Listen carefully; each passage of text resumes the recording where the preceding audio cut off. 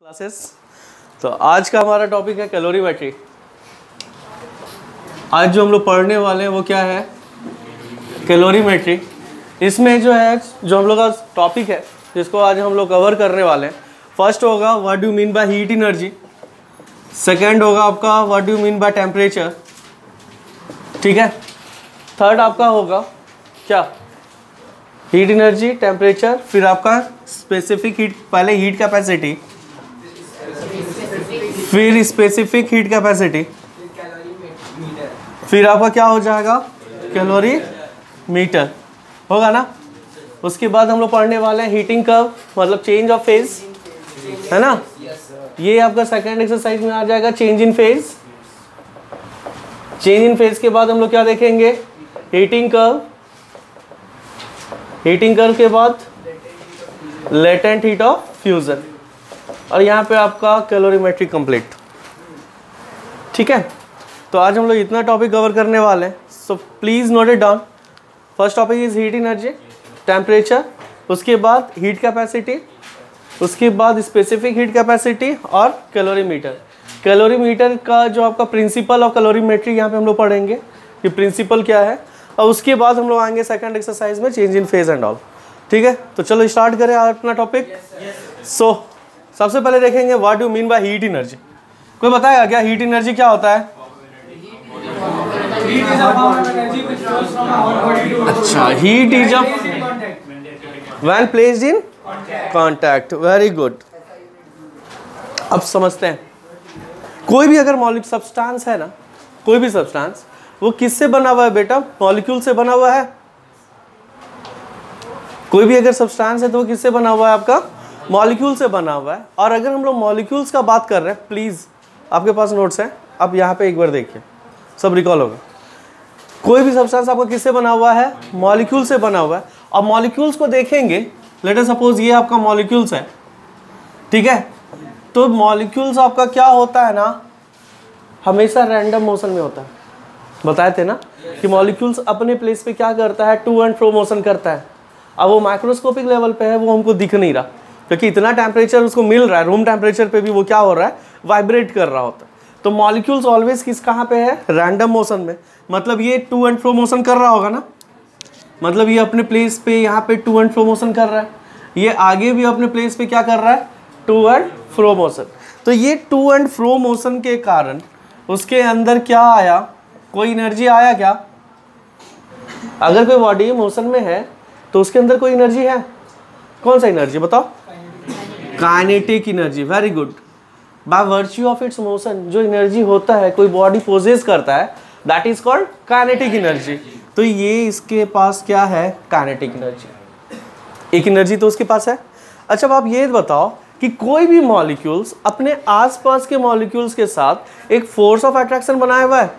Bond पढ़ा है ना तुम लोग, ये इसके साथ बना होगा, इसके साथ, इसके साथ, इसके साथ एंड इसके साथ। अपने जितने भी नेबरिंग मॉलिक्यूल्स है सबके साथ वो क्या बनाया हुआ है? एक बॉन्ड बनाया हुआ है। और इसी बॉन्ड के कारण इसका पोजीशन क्या है? फिक्स्ड है। पोजीशन फिक्स्ड है या नहीं?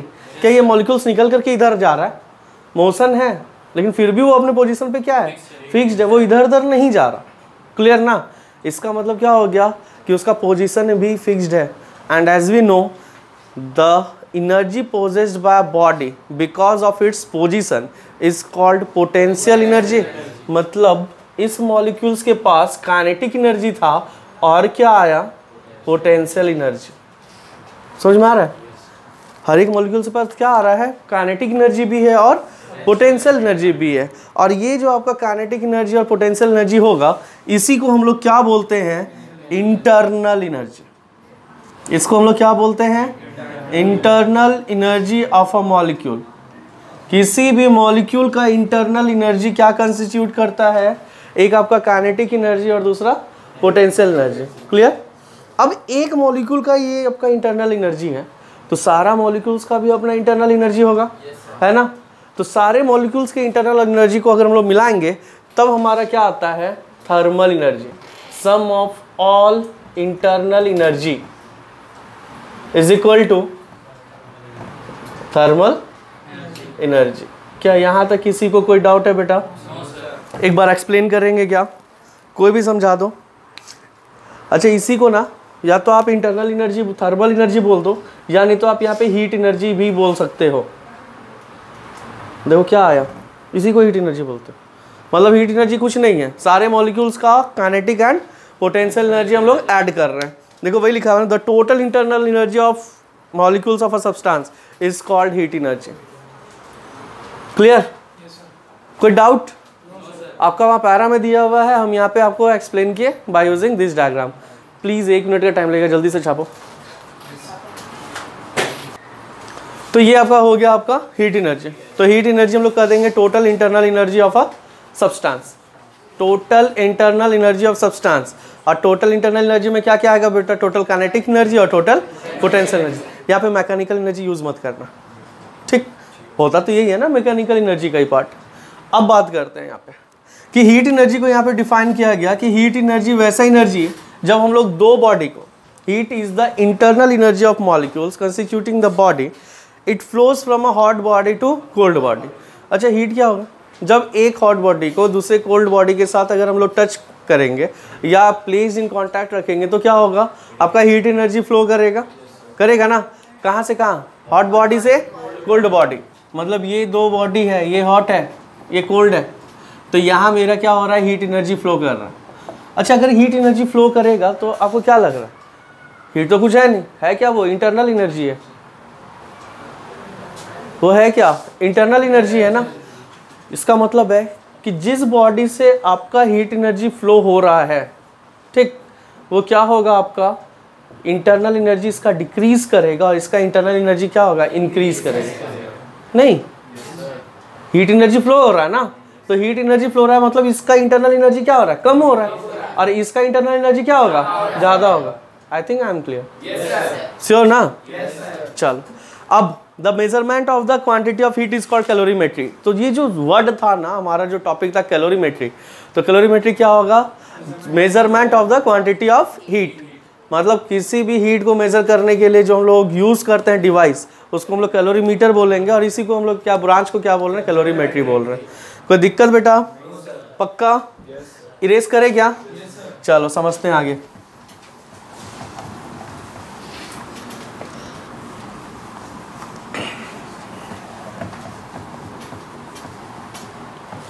यहाँ पे अब हम लोग यूनिट ऑफ हीट एनर्जी का बात करेंगे।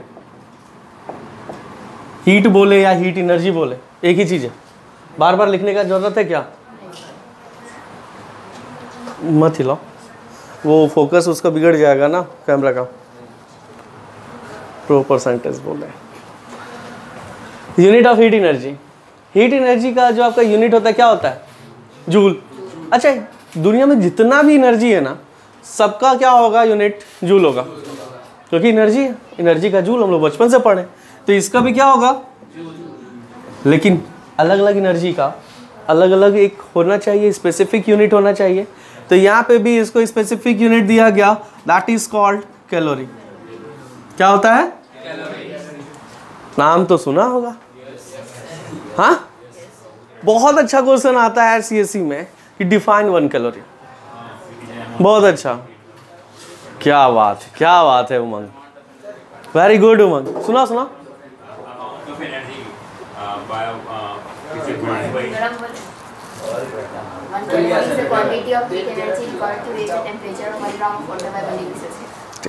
चलो समझते हैं कैलोरी में क्या होगा। 1 कैलोरी को हम लोग डिफाइन करेंगे कि पहले क्या था, 2 डिफिनेशन इसका आया था। आपका जो सबसे पहले डिफिनेशन आया था वो ये था कि amount of heat energy required to raise the temperature of a body या 1 gram of water by 1 degree Celsius.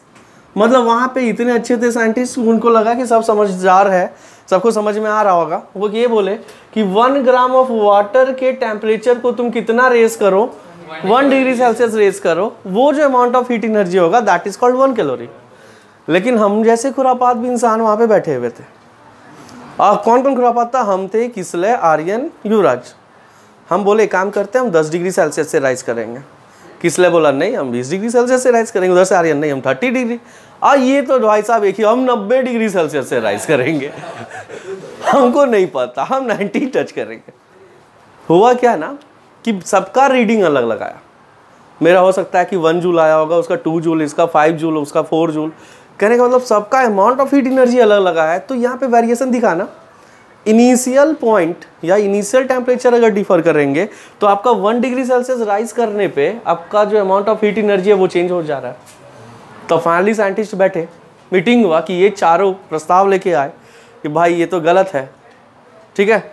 तो मीटिंग बैठा गया हम लोग के कारण, अब फाइनली इसको सही किया गया। अब बोला गया from 14.5 degree Celsius to 15.5 degree Celsius. यहाँ पे भी तो 1 डिग्री सेल्सियस ही है ना, लेकिन यहाँ पे क्या आया, टेम्परेचर का रेंज बता दिया गया कि आपको कहाँ से कहाँ तक लेकर के जाना है। 14.5 डिग्री सेल्सियस से 15.5 डिग्री सेल्सियस। यहाँ भी 1 डिग्री सेल्सियस है, और यहाँ पे जो अमाउंट ऑफ हीट एनर्जी होगा उसी को हम लोग क्या बोलेंगे, 1 कैलोरी। कोई डाउट बच्चा लोग?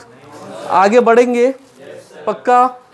अच्छा, कैलोरी और जूल में एक रिलेशन है, इसको हम याद रखिएगा। 1 calorie is equal to 4.186 joule. Approximate मेरे जैसे आलसी आदमी के लिए 4.2 जूल, आप लोग जैसे इंटेलिजेंट आदमी के लिए 4.186 जूल। अच्छा, ये तो हो गया कैलोरी। किलो कैलोरी भी आ सकता है, कुछ नहीं, यहाँ पे बस किलो लगा देना, ये मत करना सर हम यहाँ पे किलो लगाएंगे। अच्छा समझो, अगर आपसे बोलेगा किलो कैलोरी बताना है, किलो कैलोरी डिफाइन करना है, तो किलो कहाँ लगाएंगे, ग्राम में लगाएगा कि डिग्री सेल्सियस में लगाएगा? अब कहेगा नहीं सर 1000 तो मेरा है, हम जहाँ चाहे वहाँ लगाए, बाय 1000 डिग्री सेल्सियस कर दे। भाई करते रह जाएगा, नहीं हो पाएगा, ठीक है। हाँ, तो ये क्या होगा कि इसको 1 kg कर देना। Amount of heat energy required to raise the temperature of 1 kilogram of water by 1 degree Celsius. अब वो 1 डिग्री सेल्सियस कैसा हो, तो यहाँ पे भी हम क्या बताएं कि 1 कैलोरी क्या, जब किलो कैलोरी के amount of heat energy raise by 1 degree Celsius. यहाँ पे भी फ्रॉम 14.5 टू 15.5 कितना वाटर लेना है, 1 किलोग्राम ऑफ वाटर। अब बात करते हैं temperature. This is all about heat. Heat को रिकॉल करें एक बार। हीट क्या होगा आपका, टोटल इंटरनल एनर्जी मॉलिक्यूल्स का। इंटरनल एनर्जी में क्या क्या आएगा बेटा, kinetic energy and potential energy, clear. उसके बाद इसका यूनिट में आए तो क्या हो जाएगा, जूल। उसके बाद क्या आ गया, कैलोरी। 1 कैलोरी को डिफाइन कर सकते हो, क्या होगा जल्दी से बताओ।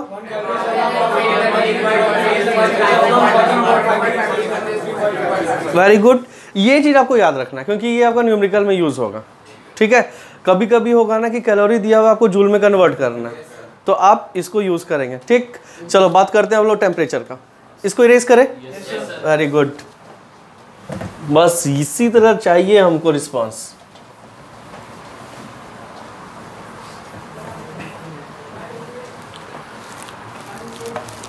टेम्परेचर ये कुछ है नहीं, टेम्परेचर एक पैरामीटर है सिर्फ, ठीक है, जो डिफाइन करता है कि आपका हीट एनर्जी कहाँ फ्लो हो रहा है। मान लो ना कि ये अगर आपका कोई हॉट बॉडी है और ये आपका क्या है, कोल्ड बॉडी है, और दोनों को कांटेक्ट में लेकर के आ गए, तो हमको पता है ना कि कहाँ से कहाँ फ्लो होगा आपका, हॉट टू कोल्ड। मतलब मेरा जो इंटरनल एनर्जी या हीट एनर्जी फ्लो हो रहा है वो कहाँ से कहाँ फ्लो हो रहा है बेटा, from hot body to cold body. तो ये डिफाइन कौन कर रहा है, ये जो पैरामीटर है ना जो डिफाइन करता है the rate of flow of heat energy या direction of flow of heat energy, वो कौन डिफाइन करेगा, टेम्परेचर। समझ में आया?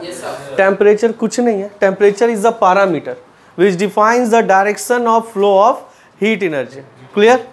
वही कर रहा है, on keeping a hot body in contact with the cold body heat flows from the hot body to the cold body, ठीक ना। A temperature determines the direction of flow of heat, या आप इसको ऐसे भी मोर प्रिसाइजली डिफाइन कर सकते हो, it is a degree of hotness और कोल्डनेस, क्लियर। आगे बढ़े क्या, यूनिट ऑफ टेम्परेचर क्या क्या हो जाए जल्दी से बताओ। ऐसा यूनिट क्या है, और अगर डिग्री सेल्सियस 273.15 केल्विन। डायरेक्टली अगर हम लोग ऐसे कहेंगे ना कि temperature in Kelvin is equal to 273 plus temperature in degree Celsius, कर सकते हैं ना, यह रिलेशन फॉलो करते हैं। यहाँ पे जैसे हम कैलोरीमेट्री पढ़ाए थे उस समय भी तो एक बात बोले थे, अभी फिर से बोल रहे हैं कि change in temperature in degree Celsius is equal to change in temperature in Kelvin scale. दोनों सेम है बेटा। क्यों सेम है? क्योंकि अगर हम लोग 0 डिग्री सेल्सियस से 100 डिग्री सेल्सियस तक जा रहे हैं, मतलब फ्रॉम फ्रीजिंग टू बॉइलिंग, कितना डिवीजन है? 100 डिवीजन है। 0 डिग्री से 100 डिग्री सेल्सियस तक जा रहे हैं ना, टोटल कितना डिवीजन है बेटा? यहाँ पे 100 इक्वल डिवीजन है। समझना, यहाँ पे कितना डिवीजन हो रहा है? 100 इक्वल डिवीजन। और यही चीज अगर हम लोग केल्विन में लिखेंगे तो यहाँ पे कितना आएगा? 273 टू 373 के आएगा ना। और यहाँ पे भी कितना डिवीजन है? 100 इक्वल डिवीजन है। तो अब आप बताओ, यहाँ पे अगर 1 डिग्री सेल्सियस राइज कर रहे हैं, मतलब अगर हम लोग 1 डिग्री सेल्सियस का बात करेंगे तो ये यहाँ पे कितना हो जाएगा? 274। अच्छा, 274 से 280 तक गए, कितना डिग्री सेल्सियस राइज किए? 6। ये किए ना? समझ में आ रहा है? तो चाहे तुम 6K लिखो या 6 डिग्री सेल्सियस लिखो, बट चेंज इन टेम्परेचर। हम यहाँ पे डेल लगा रहे हैं बेटा। डेल मतलब क्या होता है? चेंज, मतलब चेंज इन टेम्परेचर का बात हो रहा है। सिर्फ ये मत बोलना sir 27 degree Celsius is equal to this 300 Kelvin, नहीं, वो गलत होगा। और चेंज आपका सही होगा। I think I am clear. आगे बढ़े, इसको नोट कर लो था सर। अभी जो हम बताने जा रहे हैं इसको समझ जाना, ये पूरा चैप्टर निकल जाएगा, ठीक है।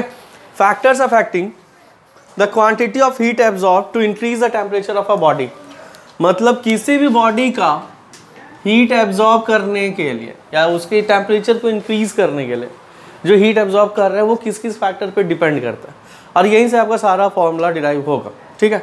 तो पहला फैक्टर है बेटा मास, और एज यू नो कि हम तो डायरेक्टली बताएंगे नहीं, तो चलो देखते हैं। मान लो कि ये जो है 1 kg का है और ये मान लो 2 kg का है, और दोनों का इनिशियल टेम्परेचर, एक चीज़ हमेशा याद रखना, जब हम एक पैरामीटर को चेंज कर रहे हैं ना तो दूसरा पैरामीटर आपका क्या होना चाहिए? कांस्टेंट होना चाहिए। तो यहाँ पे दूसरा पैरामीटर टेम्परेचर है, तो इनिशियल टेम्परेचर इसका भी मान लो 10 डिग्री सेल्सियस है और इसका भी कितना है? 10 डिग्री सेल्सियस। अब फाइनल टेम्परेचर जो हमको बनाना है, हम क्या बोले कि यहाँ पे एक मास लेंगे 1 kg और दूसरा मास क्या ले रहे हैं? 2 kg। इनिशियल टेम्परेचर इसका कितना लिए? 10 डिग्री सेल्सियस, और क्या बताया आपको कि फाइनल टेम्परेचर कितना लेना है? 11 डिग्री सेल्सियस। इस 2 kg को भी हमको क्या करना है? 11 डिग्री सेल्सियस लेकर के जाना है। आपको एक चीज दिख रहा होगा, इस दोनों में मास आपका क्या है? डिफरेंट है, और चेंज इन टेम्परेचर आपका क्या है? सेम। हम डेल टी लिख रहे हैं, डेल टी मतलब चेंज इन टेम्परेचर। यहाँ पे भी चेंज इन टेम्परेचर कितना है? 1 डिग्री सेल्सियस। यहाँ पे भी कितना है? 1 डिग्री सेल्सियस। अब आप मुझे बताइए सबसे ज़्यादा कहाँ पे हीट एनर्जी देना पड़ेगा? देख करके पता चल रहा है किस में देना होगा। एक चीज हमको यहाँ से दिख गया कि हीट एनर्जी जो हम लोग प्रोवाइड करेंगे, जो हीट एनर्जी रिक्वायर्ड है वो किस पे डिपेंड कर रहा है? मास पे। वो भी कैसे डिपेंड कर रहा है? कोई दिक्कत? विजुअलाइजेशन आ रहा है ना? आगे बढ़े। दूसरा फैक्टर, चल इरेज करें क्या? पक्का? विदुषी और प्रियम और कौन था? अक्षत एंड युवराज, समीर। आ रहा है समझ में? आगे बढ़े, इरेज करें। चल सेकंड,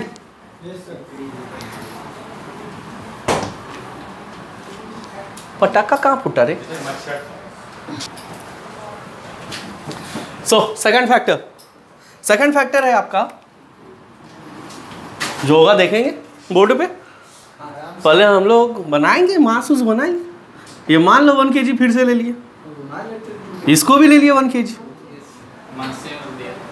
मास इस बार सेम लिए, पिछले बार क्या सेम लिए थे? टेम्परेचर सेम लिए थे।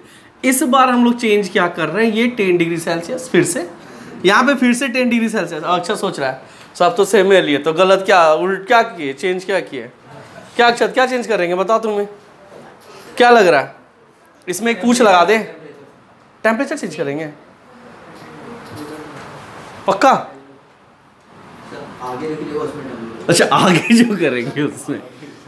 चल वेरी गुड अक्षत।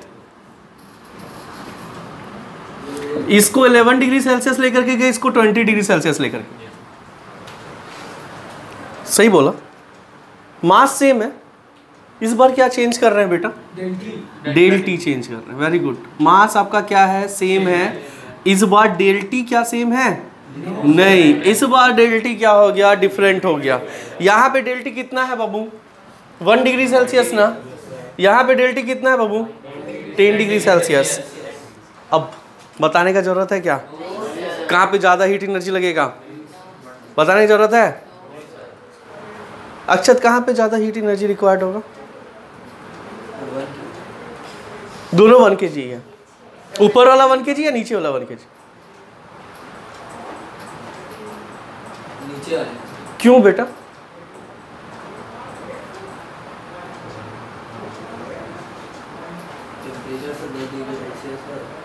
मतलब इसका जो चेंज करना है हमको, टेम्परेचर ज़्यादा चेंज करना है, और टेम्परेचर अगर ज़्यादा चेंज करना है तो हीट एनर्जी क्या होगा? ज़्यादा अप्लाई होगा। क्लियर? सेकंड पॉइंट यहाँ से हमको क्या पता चला कि Q is directly proportional to del T. कोई दिक्कत नहीं ना? इरेज करे? पक्का नोट कर लिया? गुड। अब थर्ड पॉइंट, ये समझ में आ गया तो बाकी कुछ भी नहीं है। अच्छा, ये दोनों अगर हम लोग मिला देंगे ना, एक और चीज होता है ना कि ये जो का Q है वो डिपेंड करता है material of the substance. Material of the. अच्छा, ये क्या चीज है भाई साहब? अब इस एक चीज, एक सिंपल सा एग्जांपल देते हैं कि वाटर ले लो और ऑयल ले लो। वाटर को अगर 1 डिग्री सेल्सियस राइज करना है और ऑयल को 1 डिग्री सेल्सियस राइज करना है तो ज़्यादा हीट एनर्जी किस में लगेगा? ऑयल में लगेगा। क्यों? डेंसिटी। अच्छा, अगर लोहा को आपको 10 डिग्री सेल्सियस राइज करना है और कॉपर को 10 डिग्री सेल्सियस राइज करना है तो भी डिफरेंस आएगा। तो ये सबका मटेरियल अलग अलग है, सबका क्या होगा? मॉलिक्यूल्स अलग अलग पैक्ड होगा, सबका अलग है, इंटर स्पेसिंग है। तो ये जो Q है ना, ये डिपेंड कर रहा है मटेरियल ऑफ द सब्सटेंस पे। और यहाँ से एक वर्ड आता है बेटा, स्पेसिफिक हीट कैपेसिटी। क्या आता है? Specific heat capacity. Specific heat capacity होता है amount of heat energy required to raise the temperature of unit mass of a body by 1 degree Celsius. Unit mass के लिए, होल मास के लिए हम लोग हीट कैपेसिटी बोलते हैं, ये यूनिट मास के लिए हम लोग क्या बोलेंगे?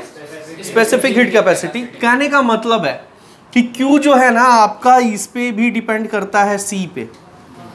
अब किसी का क्या है ना कि वो एक ही जूल में 1 डिग्री सेल्सियस राइज कर देगा।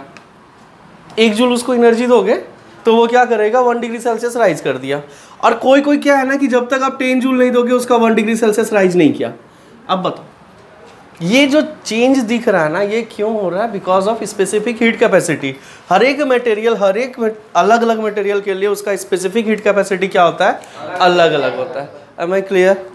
कोई दिक्कत है? इस तीनों को हम लोग अगर मिला देंगे बेटा तो देखो एक इक्वेशन बनेगा, Q directly proportional to M होगा ना। और यहीं पे Q इज इक्वल टू क्या आ जाता है? MC del T. और यही आपका फॉर्मूला है। समझ में आया? Q is equal to CM del T कैसे आया? दिखा दिए? कोई दिक्कत? पक्का? चलो, वेरी गुड। तो पहला किस पे डिपेंड करेगा? मास पे। डायरेक्टली और इनडायरेक्टली? दूसरा चेंज इन टेम्परेचर, डायरेक्टली और इनडायरेक्टली? तीसरा मटेरियल ऑफ द सब्सटेंस, मतलब स्पेसिफिक हीट कैपेसिटी, डायरेक्ट और इनडायरेक्ट? डायरेक्ट। खत्म? Q is equal to MC del T. आगे बढ़े? Very good. रब करें इसको? Please note it down. हाँ, प्लीज नोट इट डाउन। ना next topic is heat capacity. अभी अब हम लोग देखेंगे, अभी जो वर्ड देखे थे हम लोग स्पेसिफिक हीट कैपेसिटी, इसको थोड़ा सा समझेंगे। समझो, पहला है आपका हीट कैपेसिटी। अच्छा, हीट कैपेसिटी का दूसरा नाम थर्मल कैपेसिटी भी है, पहले बता देते हैं। अगर आपका ये लिखा रहेगा ना थर्मल कैपेसिटी, तो ये कोई दूसरा चीज नहीं है, ये आपका क्या है? सेम है, हीट कैपेसिटी। और हीट कैपेसिटी को हम लोग रिप्रेजेंट करते हैं बेटा C डैश से। C नहीं, किससे रिप्रेजेंट करेंगे? C dash. अब मान लो कि ये कोई होल बॉडी है, कोई बॉडी A है, ठीक है। और इसके होल बॉडी को, या मान लो कि ये पूरा आपका 100 kg का कोई बॉडी है, ठीक। कोई आपका ये होल बॉडी है जिसका मास कितना दिया हुआ है 100 kg है। अब इस होल बॉडी के को हम लोग हीट दे रहे हैं, ठीक है। इनिशियल टेम्परेचर था इसका, मान लो कितना 10 लेंगे 25 डिग्री सेल्सियस, ठीक है। इस होल बॉडी के टेम्परेचर को 26 डिग्री सेल्सियस में लाने के लिए, समझना कितना ला रहे हैं, 25 से 26, मतलब डेल्टी कितना आ रहा है बेटा यहाँ पे 1 degree Celsius. Change in temperature कितना कर रहे हैं 1 डिग्री सेल्सियस।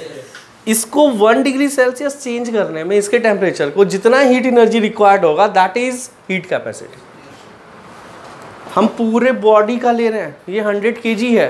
अब पूरे 100 kg का टेम्परेचर अगर आपका 1 डिग्री सेल्सियस राइज हो रहा है, उसमें जो हीट एनर्जी रिक्वायर्ड होगा, ये जो हीट एनर्जी रिक्वायर्ड है, इसी को हम लोग क्या कहते हैं heat capacity. Am I clear? कोई दिक्कत है? पक्का ना? तो C dash is equal to directly हम लोग क्या बोल सकते हैं, क्यू बोल सकते हैं ना। अच्छा, इसका एक और फॉर्मूला बताते हैं, इसको लिख लो, ठीक है, नोट इट डाउन प्लीज। क्या बोल रहे हैं कि ये पूरे बॉडी का टेम्परेचर मान लो 25 डिग्री सेल्सियस है, इसको कितना तक लेकर के जाना है 26 डिग्री सेल्सियस तक। मतलब होल बॉडी के टेम्परेचर को 1 डिग्री सेल्सियस राइज करने में जो आपका हीट एनर्जी रिक्वायर्ड है that is called heat capacity. समझ में आया? अच्छा, इसको थोड़ा सा हम लोग न्यूमेरिकल वैल्यू में देखते हैं, समझो। ये मान लो कि ये बॉडी ए है, ठीक है, और इसको हम लोग हीट एनर्जी प्रोवाइड किए Q, ठीक ना। और यहाँ पे आपका जो है 10 डिग्री सेल्सियस था और हीट एनर्जी दिए इसी बॉडी का, अब आपका कितना हो गया 20 डिग्री सेल्सियस।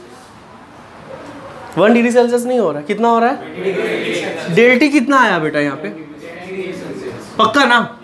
अब कहोगे सर यहाँ पे तो 1 डिग्री सेल्सियस नहीं, अब इसमें सी डैश कैसे आएगा C dash is equal to क्या हो जाएगा टोटल हीट एनर्जी। अच्छा, अब ये सोचो ऐसे, तुम लोग पढ़ा है ना वो इक्वेशन वाला, कि सोचो ऐसे कि ये डेल्टी टेम्परेचर या 10 डिग्री सेल्सियस राइज करने के लिए कितना हीट एनर्जी लिया, क्यू जूल लिया, तो 1 डिग्री सेल्सियस राइज करने में कितना लेगा।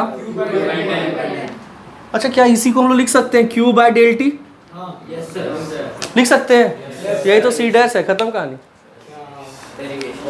यही है सी डैश।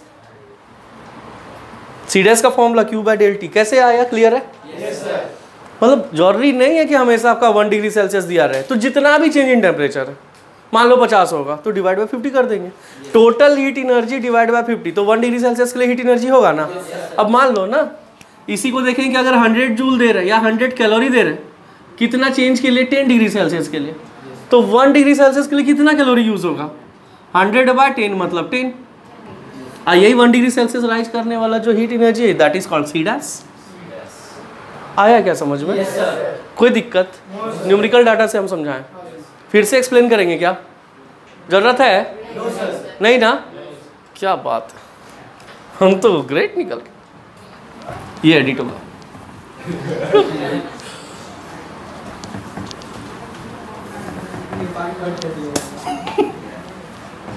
चलो, अब इसका यूनिट का बात करते हैं हम लोग। अभी हम लोग फॉर्मूला डिराइव किए, c dash is equal to q by delta t. बस चलो जल्दी से बताओ, इसको क्या बोलेंगे, इसका यूनिट जूल, इसका केल्विन, मतलब ये क्या हो गया।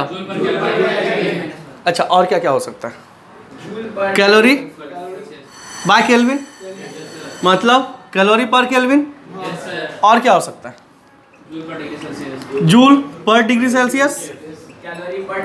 वेरी गुड, मतलब कोई भी आएगा तो हम लोग समझ जाएंगे ये किसका है, कैलोरी पर डिग्री सेल्सियस। कोई दिक्कत? 4 का 4 लिख सकते हैं ना। अब देखो 4 कैसे आया, Q जो है, ये जो तुम्हारा Q है, इसका 2 यूनिट, एक बार जूल यूज कर लो, एक बार कैलोरी यूज कर लो, खत्म। डेल्टी का हमको पता है, या तो केल्विन या तो डिग्री सेल्सियस। आ गया 4, कोई दिक्कत?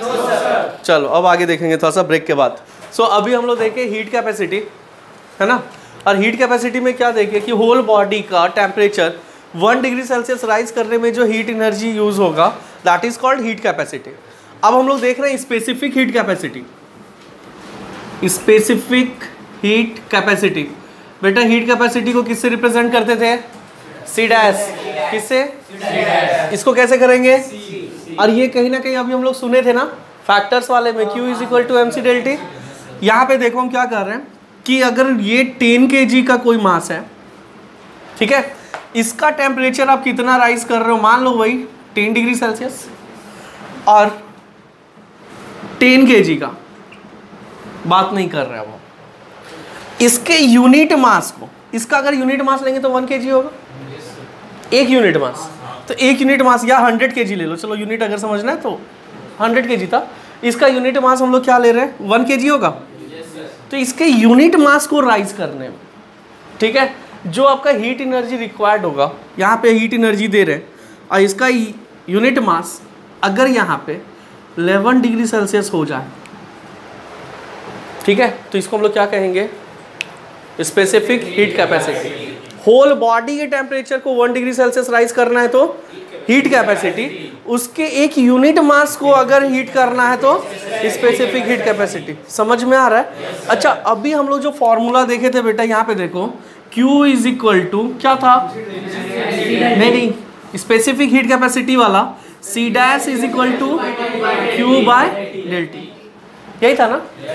पक्का? अच्छा, अब ये था C डैश, और ये C डैश बात किसका कर रहा है? होल मास के लिए। ये किसका बात कर रहा है? Whole mass. अच्छा, अब यहाँ पे समझो, अगर होल मास के लिए हीट एनर्जी कितना मिल रहा है उसको? C dash. 1 kg के लिए कितना हो जाएगा? C डैश बाय M होगा, होगा ना? मतलब C is equal to C dash by M लिख सकते हैं क्या? कोई दिक्कत है? अच्छा, C डैश का वैल्यू रखो Q बाय, अच्छा चलो देखते हैं, Q by del T into M होगा। अच्छा, इसी को अगर हम यहाँ पे लेकर के आ रहे हैं तो Q is equal to M C del t आ गया। आई थिंक आप लोगों को समझ में आ गया होगा। कोई दिक्कत? Q बाय डेल टी अगर लिखा हुआ है तो वो सिर्फ और सिर्फ आपका क्या है? Heat capacity. Q by M del T है, मतलब डिवाइड बाय मास कर दिए, यूनिट मास चाहिए ना, वो टोटल मास के लिए था, तो यूनिट मास के लिए डिवाइड बाय मास करेंगे या नहीं करेंगे? समझो, अगर 5 पेन है, अब 5 पेन का कॉस्ट 25 है, तो होल कितना कॉस्ट जा रहा है? 25। लेकिन अगर 1 पेन का कॉस्ट करेंगे तो हम लोग क्या करेंगे? 25 बाय 5, यही कर रहे हैं ना? वही चीज़ यहाँ पे कर रहे हैं। यहाँ पे बस हम किसके लिए लेकर के आ रहे हैं? यूनिट मास के लिए लेके आ रहे हैं। तो यूनिट मास के लिए हम लोग क्या करेंगे? डिवाइड बाय एम करेंगे, और यहीं से आपका फॉर्मूला आ गया Q is equal to M C del T. I think I am clear. Is there any doubt? Can we proceed? चलो, C का आप जल्दी से हमको यूनिट बताना। C इज इक्वल टू क्या आया बेटा? Q by M del T आया। एक चीज यहाँ पे सिर्फ आ रहा है, और वो एक चीज क्या आ रहा है? मास। अच्छा, Q जूल, यहाँ kg, और यहाँ डिग्री सेल्सियस, क्या हो जाएगा? Joule per kg per degree Celsius. Next, joule per kg per next,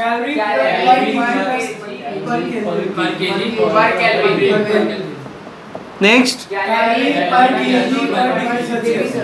क्या बात, क्या कोई doubt? No sir. 4 unit? Yes sir. कोई भी यूनिट आएगा हम लोग समझ जाएंगे? Yes sir. मतलब यहाँ पे बेटा सिर्फ अगर पर केजी आ गया तो स्पेसिफिक हीट कैपेसिटी, और अगर केजी नहीं है तो हीट कैपेसिटी।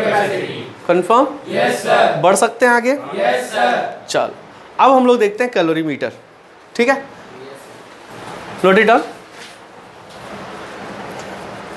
होल बॉडी के लिए हम लोग क्या यूज किए थे? हीट कैपेसिटी, और यूनिट मास के लिए specific heat capacity. Heat capacity को किससे रिप्रेजेंट किए? C डैश, और specific heat capacity C। Clear? Yes sir. तो चलो, अब next topic calorimeter. Calorimeter is a device, ठीक है ना? कैलोरीमीटर क्या है बेटा? अब वो क्या मेजर करता है? Quantity of heat transfer, amount of heat transfer.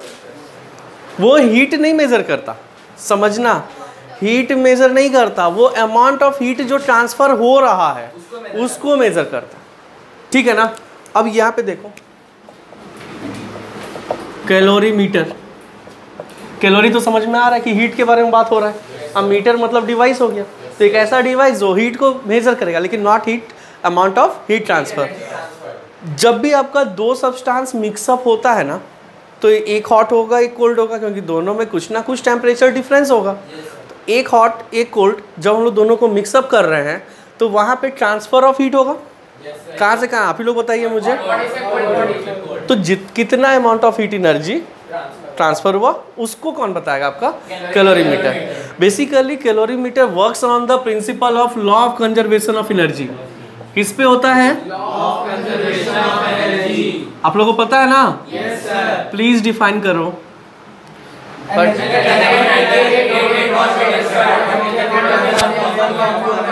Very good. Energy ना तो क्रिएट हो रहा है ना तो डिस्ट्रॉय हो रहा है, बट एक फॉर्म से यहाँ पे बस वही है। हीट एनर्जी ना तो जनरेट हो रहा है ना तो डिस्ट्रॉय हो रहा है, बट हीट एनर्जी क्या हो रहा है? एक बॉडी से दूसरे बॉडी में ट्रांसफर हो रहा है। क्लियर? कोई दिक्कत नहीं। चलो अब देखते हैं कि कैलोरीमीटर का कंस्ट्रक्शन देखेंगे, फिर प्रिंसिपल ऑफ कैलोरीमीटर देखेंगे और उसके न्यूमेरिकल्स बात करते हैं। कैलोरीमीटर जो है ना,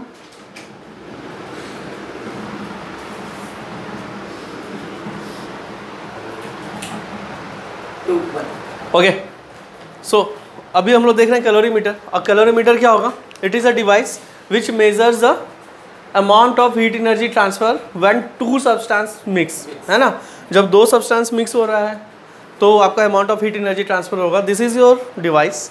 ये देखो किसका बना हुआ है। सबसे पहला ये जो आपका बना हुआ है एक सिलेंड्रिकल वेसल होता है, ठीक है। और वो सिलेंड्रिकल वेसल किसका होता है? कोई बताएगा मुझे? किसका? कॉपर का। मतलब ये वाला जो है ये आपका सिलेंड्रिकल वेसल है, ये कॉपर का बना हुआ है, ठीक है। यहाँ पे आप देखो, नहीं sorry, this is your cylindrical vessel, this is your cylindrical vessel. ये जो अंदर वाला दिख रहा है ना, this is your cylindrical vessel, जो आपका किससे बना हुआ है? कॉपर से बना हुआ है। उसके बाद क्यों कॉपर ले रहे हैं वो भी अभी हम बताएंगे। उसके बाद इस सिलेंड्रिकल वेसल को हम लोग एक वुडन जैकेट में रखते हैं। कहाँ रखते हैं? This is your wooden jacket. ये वाला पार्ट बाहर वाला जो दिख रहा है ना, ये आपका क्या है? वुडन जैकेट है। मतलब एक और बॉक्स ले लिए, उसमें डाल दिए, और इस बॉक्स में ये जो है ना उल रखा हुआ है। उल is a bad conductor of heat, ठीक है। आप देखोगे ना कि वो हीट एब्जॉर्ब करता है ना। तो ये क्या करेगा? हीट एब्जॉर्ब करेगा, बाहर रेडिएट नहीं करेगा। ये आपका उल हो गया। यहाँ पे देखोगे this is your wooden lid. ये आपका क्या होता है? वुडन लिड होता है, जो कि आपके स्पेस को वो क्या कर रहा है? बिल्कुल कॉम्पैक्ट कर रहा है। बस दो छोटा सा होल रहता है उसमें। एक से आप क्या कर रहे हो? थर्मामीटर इंटर कर रहे हैं। क्या होता है? थर्मोमीटर। और सेकेंड आपका क्या हो जाएगा? This is your stirrer. Stirrer से हम लोग क्या करेंगे? सब्सटेंस जो होगा उसको स्टीयर करेंगे, है ना। अब देखो यहाँ पे हो क्या रहा है। सबसे पहला हम लोग यहाँ पे वुडन जैकेट क्यों यूज़ किए, उल क्यों यूज़ किए, और ये कॉपर क्यों यूज़ कर रहे हैं। और ये भी जो आपका होता है आउटसाइड पॉलिश्ड होता है। ये जो कॉपर वाला है ना, ये आपका आउटसाइड क्या होगा? पॉलिश्ड होगा। क्यों कर रहे हैं? इस तीनों का रीज़न। आप मुझे ये बताइए कि हीट जो ट्रांसफ़र होता है वो कितने प्रोसेस से होता है? 3 प्रोसेस से। पहला कंडक्शन, दूसरा convection, third one radiation. Conduction को प्रिवेंट करने के लिए यहाँ पे क्या यूज़ कर रहे हैं हम लोग? पॉलिश कर दिए, ताकि वो बाहर नहीं जाए, मॉलिक्यूल्स टू मॉलिक्यूल्स वो ट्रांसफ़र नहीं है। कन्वेक्शन को करने के लिए उल यूज़ कर लिए, ठीक है। तो यहाँ पे कन्वेक्शन में आपका नहीं जाएगा। और रेडिएशन नहीं हो इसके लिए हम लोग क्या यूज़ कर रहे हैं? Wooden lid. यहाँ पे ऊपर ये जो वुडन लिड लगाए हुए हैं ना, इसका यूज़ हम लोग कर रहे हैं to prevent the loss of heat energy by radiation. समझ में आया? तो तीनों को प्रिवेंट करने के लिए हम लोग ऐसा सेटअप बनाए, और यहाँ पे जो भी मटेरियल डालना होगा डाल करके उसको स्टीयर करेंगे, और वहाँ से हम लोग टेम्परेचर गेन करेंगे। Is this clear? तो this is all about calorimeter and इसका कंस्ट्रक्शन। कॉपर क्यों यूज़ करेंगे? क्योंकि इसका जो स्पेसिफिक हीट कैपेसिटी है वो बहुत लो होता है, हाई नहीं, लो होता है। स्पेसिफिक हीट कैपेसिटी जो होगा ये काफ़ी कम होगा। अब कहोगे सर लो होने का फ़ायदा? मतलब एक्यूरेट मेजरमेंट देगा, और जैसे ही तुम किसी को डालोगे ना कोई भी टेम्परेचर पे, वो उसको तुरंत एक्वायर कर लेगा। समझना। मान लो कि तुम 10 डिग्री सेल्सियस का कोई डाले तो तुरंत उसी टेम्परेचर को गेन कर लेगा। मतलब वो तुरंत वो भी 10 डिग्री सेल्सियस पे आ जाएगा। वही अगर 100 डिग्री सेल्सियस का डालेंगे तो वो तुरंत फिर से किस में आ जाएगा? 100। मतलब उसको ज़्यादा रेसिस्ट नहीं करना है, वो तुरंत इसके मटेरियल को, जो भी आपका सब्सटेंस है उसके टेम्परेचर को वो क्या कर लेता है, एक्वायर कर लेता है या गेन कर लेता है। Am I clear? कोई दिक्कत है बेटा यहाँ पे? नहीं ना। प्रिंसिपल ऑफ कैलोरीमेट्री अभी हम लोग पढ़ चुके हैं। It is based on the principle of law of conservation of energy.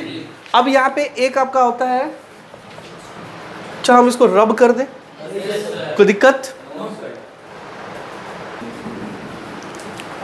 ना। Principle of calorimetry, principle of, कोई बताएगा मुझे?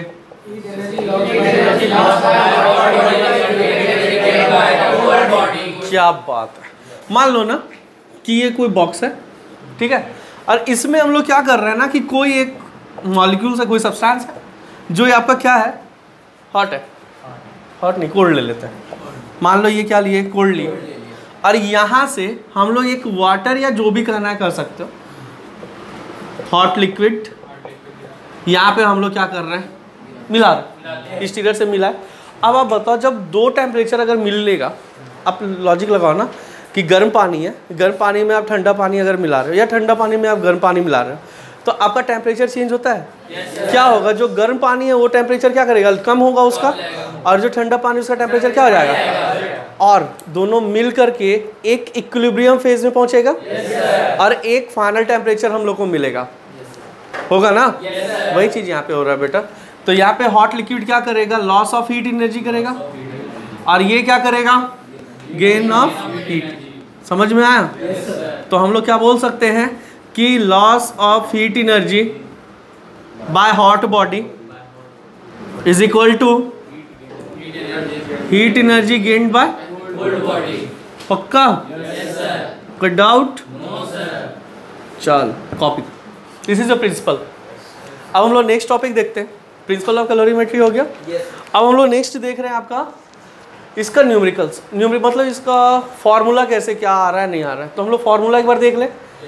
फॉर्मूला जो हम दिखा रहे हैं, मेरा दिखाने का तरीका फिर से हम बोल रहे हैं अलग है, आपके बुक में कुछ और है, मेरा डायग्राम है, और उस डायग्राम को फॉलो करोगे तो कैलोरीमेट्री का कोई भी न्यूमेरिकल नहीं छूटेगा। आप लोग ट्रैक किए है ना? कर रहा था ना, वर्क कर रहा था ना? करे फिर से एक बार रिवाइज करें। चल मेरा हाँ समझो, हम लोग दो बॉडी ले रहे हैं। मान लो कि कोई बॉडी ए है, ठीक है, इसका कुछ मास होगा, मान लो इसका मास क्या है m1, और इसका मान लो इनिशियल टेम्परेचर है T1, ठीक है। कोई दूसरा बॉडी है, मान लो B, इसका मास है आपका m2, इसका टेम्परेचर है T2, इसका मान लो स्पेसिफिक हीट कैपेसिटी C1 और इसका स्पेसिफिक हीट कैपेसिटी C2। पक्का? और हम ये मान के चल रहे हैं कि ये आपका हॉट बॉडी है और ये क्या है, कोल्ड बॉडी, ठीक। तो या तो आप लिख दो हॉट बॉडी या कोल्ड बॉडी, नहीं तो आप ऐसे भी लिखा सकते हो कि T1 is greater than T2। ये भी आपका बता देगा कि ये आपका हॉट बॉडी और ये आपका क्या है, कोल्ड बॉडी है। अब समझना हम क्या किए बेटा, इस दोनों को मिक्स किए, मिक्स करेंगे। अच्छा मिक्स करेंगे, मास का छोड़ दो, हम सिर्फ बात कर रहे हैं अभी टेम्परेचर का। तो ये जो भी आपका मिक्सर आया A+B जो मिक्सर आ रहा है, इसका टेम्परेचर फाइनल टेम्परेचर कितना हो गया, T डिग्री सेल्सियस, ठीक। अब आप मुझे बताओ, इसके लिए ये जो हॉट बॉडी A है, इसका चेंज इन टेम्परेचर अलग होगा और इसका चेंज इन टेम्परेचर अलग होगा। ये कभी मत बोलना सर ये 5 डिग्री सेल्सियस लूज किया तो ये 5 डिग्री सेल्सियस गेन करेगा, ऐसा नहीं होता है। डेल्टी सबका हम लोग क्या करेंगे, अलग अलग निकालेंगे, है ना। इसका डेल्टी निकाले, बताओ मुझे क्या होगा। इसमें जो चेंज इन टेम्परेचर हो रहा है वो कितना हो रहा होगा, इस दोनों में। अब आप मुझे बताओ T1 बड़ा है या T बड़ा है, T1 क्योंकि ये हॉट है, इसका टेम्परेचर फॉल किया होगा, तो delta t is equal to T1 minus T degree Celsius. पक्का? गुड। इसके लिए डेल्टी अगर हम लोग निकालेंगे तो क्या होगा, अभी बड़ा इसके लिए T बड़ा है। बहुत अच्छे, खत्म हो गया। इतना ही जानना था, बस डेल्टी जानना था आपको, डेल्टी समझना था। डेल्टी समझ में आया? कोई दिक्कत नहीं ना? अब हम लोगों को पता है heat energy lost by hot body is equal to, very good. अब बात करेंगे हम लोग फॉर्मूला का। फॉर्मूला सबको पता है? बताएंगे मुझे? एक एक करके ये हॉट बॉडी का बताइए। एम नहीं,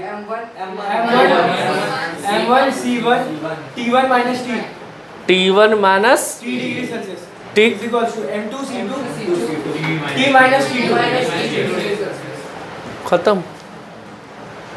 खत्म, यही फॉर्मूला है।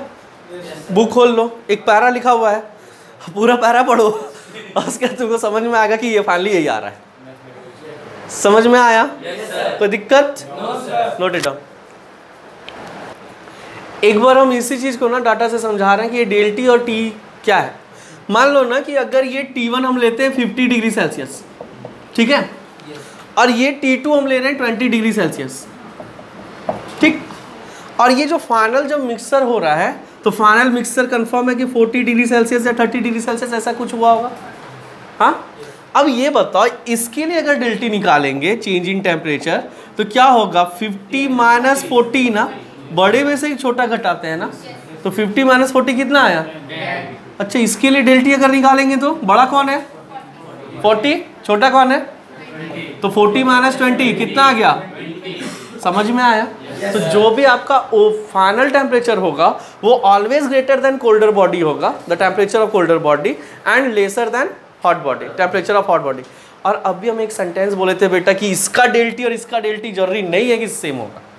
क्या यहाँ पे 10 डिग्री सेल्सियस है ना, यहाँ पे कितना आया? क्लियर? कोई दिक्कत? अच्छा, एक क्वेश्चन हो सकता है सर ऐसा क्यों हुआ, क्यों डेल्टी चेंज हो रहा है? Because of the mass, because of the specific heat capacity. और हम लोग पढ़े हुए हैं कि सबका स्पेसिफिक हीट कैपेसिटी क्या होता है? अलग अलग होता है। क्लियर है ना? Very good. सो हमारा जो फर्स्ट एक्सरसाइज है कैलोरीमेट्री का वो कंप्लीट हो गया।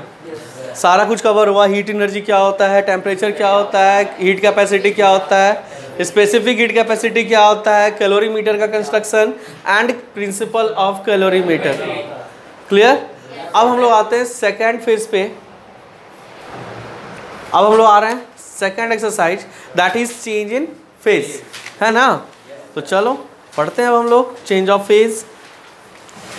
चलो देखते हैं चेंज ऑफ फेज। अब मुझे एक चीज बताओ कि दुनिया में जितना भी चीज है, मैटर जो होता है वो कितने तरीके का होता है? ओके, तो मेरा जो मैटर है वो बेटा कितने फेज में होता है? 3 तरीके से होता है ना, पढ़े हैं ना आप लोग? Solid, liquid and gas. यही होता है चेंज इन फेज। मतलब कि जब आप एक स्टेट से दूसरे स्टेट में ट्रांसफ़र कर रहे हैं, मतलब जब चेंज होता है किसी भी सब्सटेंस में, बेसिकली सारा सब्सटेंस सब तरह होता है, उसको सॉलिड में भी देख सकते हैं, लिक्विड में भी और गैस में भी। अब आप लोग ये क्वेश्चन मत करना सर वुड है कोई और वुड को आप लिक्विड बना करके दिखाए, तो ऐसा नहीं होता है, ठीक है। लेकिन ऐसा बहुत सारा सब्सटेंस है जो तीनों फेज में लाई करता है। आपका सॉलिड भी होगा, लिक्विड भी होगा और गैसियस में भी होगा। और इसका सबसे बड़ा एग्जांपल कौन सा है बेटा? अपना वाटर है। वाटर का सॉलिड फेज कौन सा हो जाएगा? आइस। लिक्विड तो वाटर ही है और गैस वाटर वेपर। तो वही अगर एक फेज से दूसरे फेज में चेंज होना, that is called change of phase. समझ में आया? लेकिन चेंज ऑफ फेज होने के लिए भी कुछ रिक्वायरमेंट है। और क्या क्या रिक्वायरमेंट है? सबसे बड़ा रिक्वायरमेंट ये देखो कि अगर हम लोग सॉलिड का बात कर रहे हैं, ये आपका सॉलिड का मॉलिक्यूल्स है ना? ऐसा ही होता है ना, क्लोजली पैक्ड। और हम लोग लिक्विड का मॉलिक्यूल्स देख रहे हैं, थोड़ा सा लूजली पैक्ड। अच्छा, इस दोनों में कंपेयर करो तो दोनों में डिफरेंस क्या दिख रहा है? इंटरमॉलिक्यूलर स्पेस, है ना? अच्छा, अगर हम लोग यहाँ पे हीट देंगे, समझना थोड़ा सा, हम लोग अगर हीट प्रोवाइड कर रहे हैं तो ये हीट एनर्जी क्या यूज हो रहा है? इसके रैंडम मोशन को, इसके वाइब्रेशन को इंक्रीज कराए। आप एनर्जी दे रहे हैं ना उसको, तो वो एनर्जी से उसका क्या हो जाएगा? काइनेटिक एनर्जी इंक्रीज करेगा। हीट एनर्जी दे रहे हैं तो एनर्जी से उसका क्या होगा? काइनेटिक एनर्जी इंक्रीज करेगा। समझना, क्यू दिए, क्यू देने से उसका काइनेटिक एनर्जी क्या हुआ? इंक्रीज किया। और काइनेटिक एनर्जी इंक्रीज होने का मतलब क्या हो गया? इंटरमॉलिक्यूलर स्पेस क्या हो जाएगा? धीरे धीरे ये वाइब्रेट कर रहा है, तो वो क्या होगा? बॉन्ड ब्रेक होगा और वो थोड़ा सा दूर चला जाएगा ना। अगर बॉन्ड ब्रेक नहीं भी हुआ तो उसका जो इंटरमॉलिक्यूलर स्पेस है वो क्या हो जाएगा? बढ़ जाएगा। और ये किस में कन्वर्ट हो जाएगा, लिक्विड में। This is the only reason कि आपका एक फेज से दूसरे फेज में कैसे जा रहा है, बाय गिविंग हीट एनर्जी। अब सोचो कि इसका हीट एनर्जी अगर हम लोग ले लिए तो अब ये क्या हो जाएगा, सिकुड़ेगा, कॉन्ट्रैक्ट होगा, और ये फिर किस में आ गया, सॉलिड में। मतलब सॉलिड से लिक्विड या लिक्विड से सॉलिड में जो सबसे बड़ा फैक्टर काम कर रहा है वो कौन सा काम कर रहा है, हीट एनर्जी। समझ में आया? ठीक। मतलब चेंज इन फेज के लिए हमको क्या करना है, टेम्परेचर देना है, मतलब टेम्परेचर इंक्रीज या डिक्रीज करना होगा, या हीट एनर्जी देंगे। चल हम लोग चेंज इन फेज देख रहे हैं, सॉलिड, लिक्विड एंड गैस। देखो एक डायग्राम में सब कुछ निपटाएंगे जैसे पिछले बार निपटाए थे, इस बार भी सॉलिड से लिक्विड जा रहा है। रुक जा। सॉलिड से लिक्विड जा रहे हैं, इसका मतलब है कि आप क्या कर रहे हो, उसको एनर्जी दे रहे हो, तभी तो उसका मॉलिक्यूल दूर जा रहा है। इसका मतलब है कि इसमें हम लोग क्या दे रहे हैं, प्लस क्यू दे रहे हैं।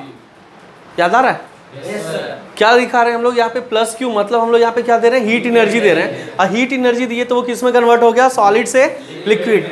लिक्विड से गैस जाने के लिए भी हमको क्या देना होगा, हीट एनर्जी देना होगा, मतलब प्लस क्यू देंगे। इधर से सॉलिड से गैस तरफ जाने के लिए प्लस क्यू, रिवर्स आने के लिए माइनस क्यू। अच्छा ये माइनस क्यू, गैस से अगर लिक्विड आना है तो इसका टेम्परेचर निकाल लो, हीट निकाल लो, मतलब माइनस क्यू। अच्छा इससे भी अगर हम लोग निकाले तो ये क्या हो जाएगा, माइनस क्यू। प्लस क्यू मतलब हीट एनर्जी दे रहे हैं, माइनस क्यू मतलब उससे हीट एनर्जी ले रहे हैं। ठीक है, अब समझो सॉलिड से लिक्विड फेज को हम लोग कहते हैं, यहीं पे लिख दे, इसको क्या बोलते हैं बेटा, ठीक है। और लिक्विड से सॉलिड फेज को हम लोग क्या कहते हैं, फ्रीजिंग। क्लियर? वेपर से गैस, सॉरी लिक्विड से गैस, वेपराइजेशन, और गैस से कंडेंसेशन। क्लियर? एक और होता है बेटा, डायरेक्टली हम लोग सॉलिड से गैस जा सकते हैं और गैस से सॉलिड आ सकते हैं। सॉलिड से गैस जाएंगे तो सब्लिमेशन, वेरी गुड। और गैस से बेटा, समझ में आ गया? आपको बस एक चीज याद रखना है, सॉलिड से गैस जा रहे हैं तो हम लोग क्या देंगे, हीट एनर्जी प्रोवाइड करेंगे। और उधर बैक साइड से अगर हम लोग आ रहे हैं, गैस से सॉलिड की तरफ आ रहे हैं, तो हीट एनर्जी उसका लिबरेट कराएंगे या उसका हीट एनर्जी एब्जॉर्ब करेंगे। क्लियर? कोई दिक्कत? तो हम लोग 1 बाय 1 पढ़ेंगे, आपका मेल्टिंग पढ़ेंगे, फिर हम लोग क्या पढ़ेंगे, वेपराइजेशन पढ़ेंगे। ठीक, चल चेंज इन फेज का पहला टॉपिक हम लोग देखने वाले हैं, मेल्टिंग और freezing. Melting and freezing, not और फ्रीजिंग।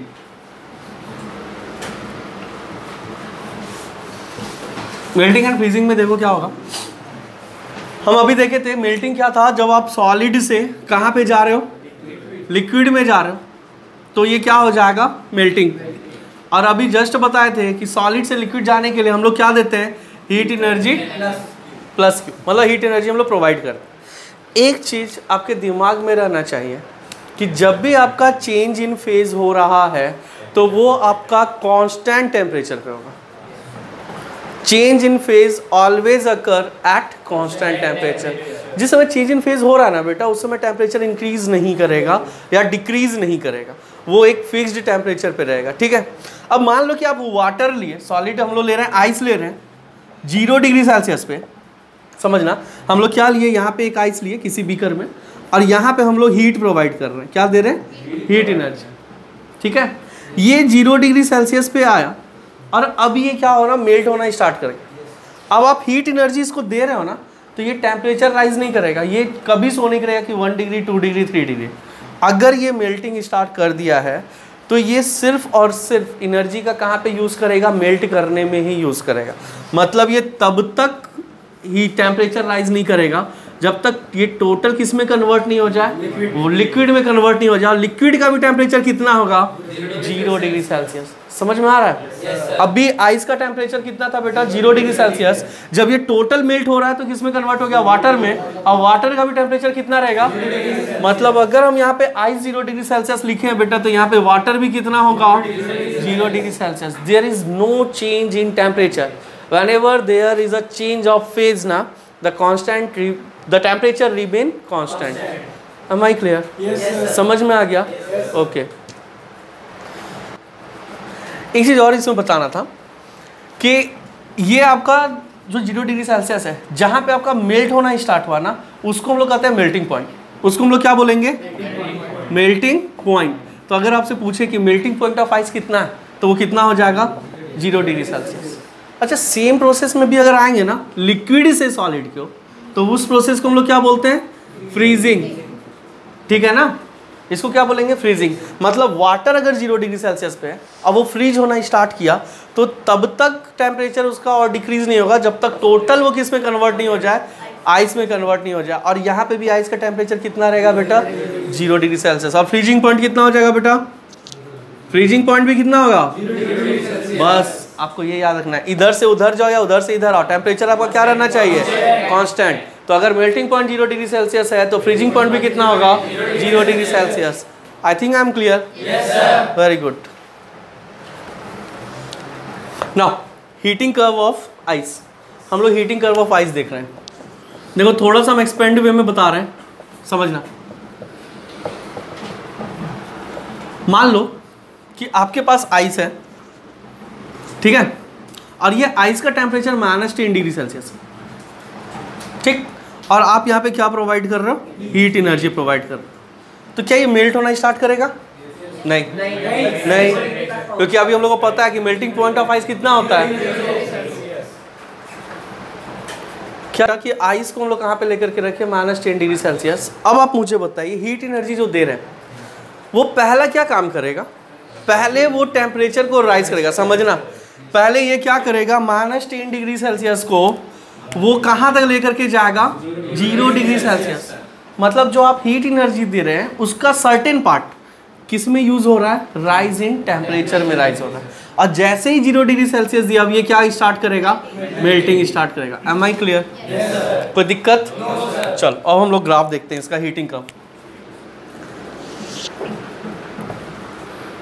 ये मान लो कि ये -10 डिग्री सेल्सियस है, इधर टाइम है, इधर क्या है? टाइम है ना।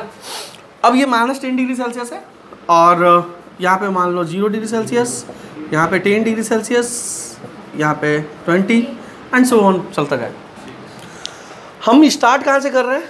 -10 डिग्री सेल्सियस, है ना। आपका पहले आइस कहाँ था? -10 डिग्री सेल्सियस। आप क्या दे रहे हो?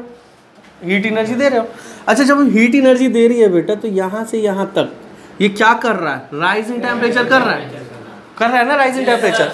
तो यहाँ पे यहाँ से यहाँ तक जो आप हीट एनर्जी दिए, that is used in rise in temperature. जैसे ये अटेन करेगा मेल्टिंग पॉइंट, मतलब 0 डिग्री सेल्सियस, अब ये राइज इन टेम्परेचर करना बंद करेगा और क्या करेगा? मेल्टिंग स्टार्ट करेगा। और हमको पता है कि जब चेंज इन फेज होता है तो आपका क्या होगा? ग्राफ कांस्टेंट आ जाएगा, टेम्परेचर राइज नहीं होगा।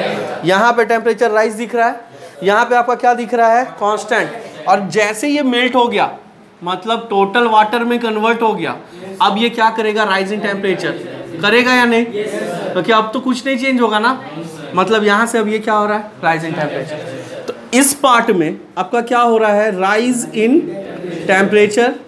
इस पार्ट में क्या हो रहा है? चेंज इन फेज हो रहा है ना। और इस पार्ट में अगेन क्या हो रहा है? समझ में आ गया क्या?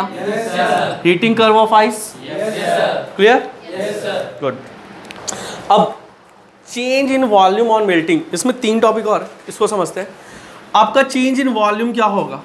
Change in volume on melting. एक चीज याद रखना कि सारा का सारा ऑब्जेक्ट जो है, जो भी सब्सटेंस है, अगर आप उसको हीट प्रोवाइड करते हो ना, तो उसका वॉल्यूम क्या होता है? इंक्रीज करता है। सारा का सारा आपका सब्सटेंस जो है या मटेरियल जो है, आप उसको अगर हीट प्रोवाइड करेंगे तो उसका वॉल्यूम क्या होगा? इंक्रीज करेगा। But there is an exception, और एक्सेप्शन क्या है?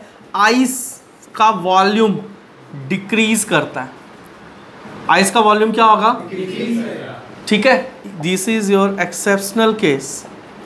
और एक्सेप्शन क्या है बेटा? कि आइस का वॉल्यूम क्या हो रहा है? डिक्रीज हो रहा है। वन मोर थिंग, आपका ऐसे लिखा रहेगा कि all substance expand on heating. Expand on, बात तो एक ही हुआ ना। और ये आपका क्या होता है? Contract on heating. ठीक है, तो आपसे पूछेगा कि कोई एक एग्जांपल दो जो कॉन्ट्रैक्ट हो रहा है ऑन हीटिंग, तो आपका वॉल्यूम, कॉन्ट्रैक्ट करने का मतलब वॉल्यूम डिक्रीज होना, अब वॉल्यूम डिक्रीज किसका हो रहा है? आइस का। अब बाकी सारे सब्सटेंस का वॉल्यूम क्या होगा? इंक्रीज होगा। Is this clear? Yes sir. हम लोग देखें चेंज इन वॉल्यूम। नेक्स्ट है effect of pressure on the melting point. Next one is effect of pressure on melting point. देखो होता क्या है कि अगर हम लोग प्रेशर इंक्रीज करेंगे, समझना, प्रेशर अगर हम लोग इंक्रीज कर रहे हैं तो दो तरह का सब्सटेंस है। पहला जो आपका एक्सपेंड हो रहा है और दूसरा ऑन हीटिंग। हम यहाँ पे क्या लिख रहे हैं? On heating. ऑन हीटिंग में आपका दो तरह का दिख रहा है, पहला वो जो एक्सपेंड होता है और दूसरा वो जो कॉन्ट्रैक्ट होता है। तो आपको याद रखना है कि अगर हम लोग प्रेशर इंक्रीज करेंगे तो आपका जो सब्सटेंस एक्सपेंड कर रहा है उसका मेल्टिंग पॉइंट क्या होगा? इंक्रीज करेगा। मतलब अगर प्रेशर इंक्रीज तो मेल्टिंग पॉइंट भी क्या हो जाएगा? इंक्रीज कर जाएगा। बट जो सब्सटेंस आपका कॉन्ट्रैक्ट हो रहा है उसका आपका मेल्टिंग पॉइंट क्या हो जाएगा? डिक्रीज हो जाएगा। समझ में आ रहा है? मेल्टिंग, रुक जाओ, melting point decreases by increasing the pressure. ठीक है, और ये आपका किसके लिए है? आइस के लिए। तीसरा एक और फैक्टर है इम्प्योरिटीज।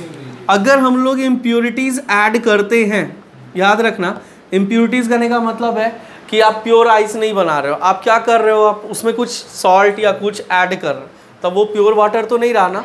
तो जब आप इम्प्योरिटीज ऐड करते हैं तब आपका जो होगा मेल्टिंग पॉइंट वो क्या होगा? डिक्रीज हो जाएगा। ठीक, इम्प्योरिटीज ऐड करने के बाद बेटा उसका मेल्टिंग पॉइंट क्या होगा? डिक्रीज होगा। और यहाँ पे जो सबसे बड़ा एग्जांपल हम लोग देखने वाले हैं, आइस का जो मेल्टिंग पॉइंट है ना, आइस का मेल्टिंग पॉइंट हम लोग का नॉर्मल कितना है? 0 डिग्री सेल्सियस है। लेकिन अगर हम लोग इम्प्योरिटीज ऐड करेंगे तो ये कहाँ पे पहुँचेगा? -22 डिग्री सेल्सियस। ये वेरी इंपॉर्टेंट डाटा है क्योंकि आपके न्यूमेरिकल में ऐसा होता है कि आप इम्प्योरिटीज ऐड करो उसके बाद हीटिंग कर्व दिखाओ, तो आपको कहाँ से दिखाना होगा? -22 degree Celsius. Okay, next topic vaporisation और बॉइलिंग। आपका वेपराइजेशन नहीं लिखा रहेगा बेटा, बॉइलिंग लिखा रहेगा, कंफ्यूज मत होना, दोनों एक ही है। अब ये कौन सा फेज है? जब हम लोग लिक्विड से किधर जा रहे हैं? गैस की तरफ जा रहे हैं, तो ये आपका क्या होगा? वेपराइजेशन या बॉइलिंग। अच्छा, इधर से इधर जा रहे हैं ना, तो क्या करेंगे? हीट एनर्जी देंगे। हम लोग को तो पता है सॉलिड से गैस की तरफ हीट एनर्जी दे रहे हैं, और गैस से लिक्विड की तरफ आएंगे तो हीट एनर्जी लेंगे, है ना। अब ये समझो, जो आपका लिक्विड है ये जब बॉयल होता है ना, आपको पता होगा कि वो 100 डिग्री सेल्सियस पे होता है। वाटर का जो हम लोग बात करेंगे तो कितना पे होगा बेटा? 100 डिग्री सेल्सियस। मतलब इसका अगर हम लोग पूछेंगे कि बॉइलिंग पॉइंट कितना है तो कितना हो जाएगा? मतलब हम ऐसे भी लिख सकते हैं कि अगर हम लोग वाटर 100 डिग्री सेल्सियस पे लिए और यहाँ पे अगर वाटर वेपर बन रहा है या स्टीम बन रहा है, उसका भी टेम्परेचर कितना होगा? 100 डिग्री सेल्सियस ही होगा, क्योंकि there is no change in temperature, change in phase always occur at constant temperature. तो यहाँ 100 डिग्री सेल्सियस है तो ये भी क्या हो जाएगा? 100 डिग्री सेल्सियस। ठीक है, अब हम लोग इसका भी कर्व देखते हैं, ठीक ना। अब इसका कर्व देखो, हीटिंग कर्व। हम दो कर्व बता रहे हैं इसमें, और एक ही साथ दो कर्व बताएंगे, समझना थोड़ा सा। पहला कर्व क्या ले रहे हैं हम लोग? पहला कर्व टेम्परेचर है इधर, ठीक है। अब मान लो कि कोई भी वाटर जो भी लिक्विड है आपका, वो आपका कितना है? 20 डिग्री सेल्सियस पे। वाटर आपका कितने पे? 20 डिग्री सेल्सियस पे। और ये हम लोग डिवाइड किए 40, 60, 80 एंड 100। अब आप सोचो, आप टेम्परेचर दे रहे हो, मतलब हीट एनर्जी प्रोवाइड कर रहे हो। यहाँ पे वाटर था और यहाँ पे अगर आप हीट एनर्जी दे रहे हो और ये कितना पे? 20 डिग्री सेल्सियस पे। तो यहाँ पे क्या चेंज ऑफ फेज होगा? चेंज ऑफ फेज दो ही जगह हो सकता है, या तो वो लिक्विड से गैस बने या लिक्विड से सॉलिड बने। सॉलिड बनने के लिए तो हीट एनर्जी लेना पड़ता है, लेकिन हम लोग क्या कर रहे हैं? दे रहे हैं। तो कहाँ जाएगा? लिक्विड से गैस की तरफ ही जाएगा। और उसको कन्वर्ट होने के लिए कितना टेम्परेचर चाहिए? 100 डिग्री सेल्सियस चाहिए। तो सबसे पहले वो क्या करेगा? हीट एनर्जी जो हम लोग दे रहे हैं वो राइज इन टेम्परेचर करेगा। कहाँ तक करेगा? 100 डिग्री सेल्सियस। मतलब ये 20 से कहाँ तक गया, और फिर यहाँ पे क्या होगा? बॉइलिंग होगा। समझ में आ रहा है? और जब बॉइलिंग हुआ तो कांस्टेंट टेम्परेचर, तो ये पहुँच गया आपका कहाँ पे? 100 डिग्री सेल्सियस पे। और अब क्या होगा? ये कांस्टेंट जाएगा, मतलब ये बॉइलिंग हो रहा है। This is your heating curve. ठीक, ये आपका किसके लिए है? Rise in temperature. और ये किसके लिए है? Change in phase. क्लियर ना? डाउट है? और इसको हम लोग क्या कहते हैं? बॉइलिंग। अब हम लोग एक ही कर्व पढ़ रहे हैं, अभी हम एक कर्व बताने वाले हैं। एक कर्व बताएंगे और उस एक कर्व में आपका टोटल फेज आएगा। कहाँ से स्टार्ट कर रहे हैं हम? -22 से लेकर स्टार्ट कर रहे हैं। मान लो इम्प्योरिटीज डाल दी या इम्प्योरिटीज हटा दो, -10 से स्टार्ट करते हैं। हम एक ही कर्व बनाएंगे बेटा, समझना। ये आपका -10 डिग्री सेल्सियस था। अच्छा, -10 डिग्री सेल्सियस से सबसे पहले ये क्या किया? टेम्परेचर राइज किया। कहाँ तक पहुंचेगा? 0 पे। 0 से कांस्टेंट रहेगा। कब तक? जब तक चेंज इन फेज नहीं हो जाएगा। अच्छा, चेंज इन फेज होने के बाद राइज इन टेम्परेचर कहाँ तक? और फिर क्या हो जाएगा? फिर चेंज इन फेज। क्लियर ना? राइज इन टेम्परेचर -10 से 0, 0 पे चेंज इन फेज, 0 से फिर कहाँ तक राइज किया? 100, चेंज इन फेज। ये वाला पार्ट बेटा मेल्टिंग और ये वाला पार्ट। अब यहाँ पे और समझो, इफेक्ट ऑफ वॉल्यूम।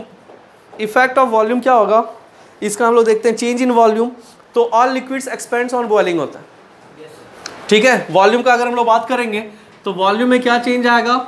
एक्सपेंड करता है। ठीक है, तो ऑल लिक्विड्स आपका क्या हो जाएगा? Expends on boiling. दूसरा आपका आएगा इफेक्ट ऑन प्रेशर। प्रेशर बढ़ाने से आपका बॉइलिंग पॉइंट इंक्रीज होता है। यहाँ पे देयर इज नो एक्सेप्शन। यहाँ पे सीधा हो जाएगा कि प्रेशर बढ़ाएंगे तो आपका क्या होगा? बॉइलिंग पॉइंट इंक्रीज होगा। इम्प्योरिटीज़ का भी देख लो, इम्प्योरिटीज़ में आपका क्या हो जाएगा? वो भी बढ़ जाएगा। मतलब इम्प्योरिटीज़ ऐड कर रहे हैं तो वो भी बॉइलिंग पॉइंट इंक्रीज करेगा। समझ में आ गया? This is all about vaporisation. Clear? Okay, और next topic is latent heat और एंड स्पेसिफिक लैटेंट हीट। आप लोग को याद होगा हीट कैपेसिटी और स्पेसिफिक हीट कैपेसिटी, याद है ना? ये उससे भी ईजी समझो। किसी भी होल बॉडी का अगर आप चेंज इन फेज कर रहे हो तो हमको पता है हीट एनर्जी देना होगा या लेना होगा। तो जितना हीट एनर्जी आप दे रहे हैं किसी भी होल मास के को चेंज करने में, ये मान लो सॉलिड में था, अब ये किस में आ गया? लिक्विड में आ गया। तो ये जो अमाउंट ऑफ हीट एनर्जी दे रहे हो ना, ये whole amount of heat energy is called latent heat. इसी को हम लोग क्या बोलते हैं? होल बॉडी को जैसे हीट कैपेसिटी बोलते थे, तो यहाँ होल बॉडी के चेंज इन फेज में जो हीट एनर्जी दे रहे हैं उसको हम लोग क्या बोलेंगे? Latent heat. ठीक, मतलब सिंपली हम लोग बोल सकते थे, वो कितना इजी है। सिंपली लैटेंट हीट मतलब टोटल हीट एनर्जी। सीधा ना? अब अगर हम लोग बात करें कि एक यूनिट मास के लिए, ये क्या ले रहे हैं हम लोग? एक यूनिट मास के लिए, एक यूनिट मास के लिए जितना हीट एनर्जी रिक्वायर्ड है उसको हम लोग क्या बोलेंगे? Specific latent heat. Whole body के लिए लैटेंट हीट और एक स्पेसिफिक यूनिट मास के लिए तो स्पेसिफिक लैटेंट हीट। क्लियर? अब समझना, ये मान लो m मास का है। ठीक है, m मास को कन्वर्ट करने में हमको कितना हीट एनर्जी लगा? Q। एक यूनिट मास के लिए कितना हीट एनर्जी लगेगा? Q बाय m लगेगा। पक्का? हो गया खत्म। This is your specific latent heat. तो स्पेसिफिक लैटेंट हीट का फॉर्मूला क्या आएगा? L is equal to Q by m। हम पहले लिख चुके हैं, latent heat is equal to Q। तो टोटल हीट एनर्जी कितना दे रहे हैं? Q। तो एक यूनिट के लिए कितना देंगे? Q by m। और ये जो Q बाय m हुआ ना, इसी को हम लोग क्या बोलेंगे? Specific latent heat. और याद रखना, इसी को हम लोग बोलते हैं Q is equal to ml। अब बहुत इंपॉर्टेंट जो बताने जा रहे हैं, ये समझो, बहुत ज़्यादा इंपॉर्टेंट है। एक्सरसाइज का एक भी न्यूमेरिकल नहीं छूटेगा। हम फिर से एक बार ग्राफ पे आ रहे हैं।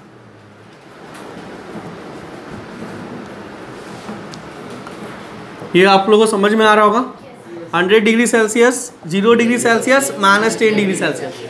अब समझना, यहाँ पे राइज इन टेम्परेचर हो रहा है। राइज इन टेम्परेचर में जो हमारा हीट एनर्जी होगा वो mc∆T फॉर्मूला यूज करेंगे। राइज इन टेम्परेचर मतलब चेंज इन टेम्परेचर, और चेंज इन टेम्परेचर का फॉर्मूला mc∆T। अच्छा, अब ये क्या है आपका? Change in phase. और चेंज इन फेज मतलब Q is equal to ml। तो यहाँ पे कौन सा फॉर्मूला यूज करेंगे? यहाँ पे खत्म कहानी, कोई भी न्यूमेरिकल आ जाएगा बना दोगे।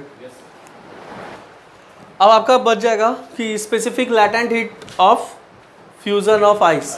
अच्छा, फ्यूजन ऑफ आइस करने का मतलब क्या हो गया कि आइस कन्वर्ट हो रहा है आपका किस में, amount of heat energy required है, that is called specific latent heat of fusion of ice. ठीक है, वहाँ पे भी फॉर्मूला क्या यूज़ करेंगे, Q is equal to ml। So इसका 2-4 एग्जाम्पल देख लेना कि लैटेंट हीट कहाँ पे यूज़ हो रहा है। तो इसका नेचुरल कंसिक्वेंसेस क्या है, snow on mountains does not melt at all at once. तो ये सारा देख लेना, ठीक है। बाकी आपका टोटल कैलोरीमेट्री कंप्लीट होता है। So all the best for your term two examination. Bye bye.